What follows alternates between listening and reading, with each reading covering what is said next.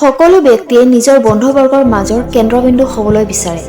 এই psychologist fake কিছুমানে আপোনাকো মানুহৰ মাজৰ আকৰ্ষিত ব্যক্তি হোৱাত সহায় কৰিব।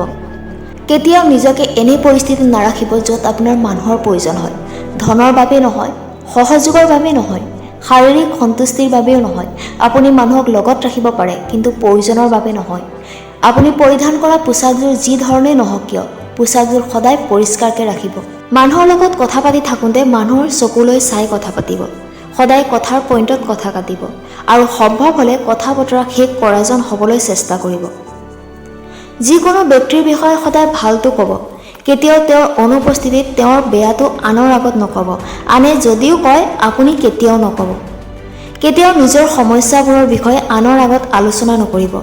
যদি আপুনি নিজৰ কথা ক'বই লাগিব তেন্তে নিজৰ অৱজ্ঞা কৰা কিছু হাস্যৰসৰ কথা কওক বা বিনয়ীভাৱে ইতিবাচক কথা কওক।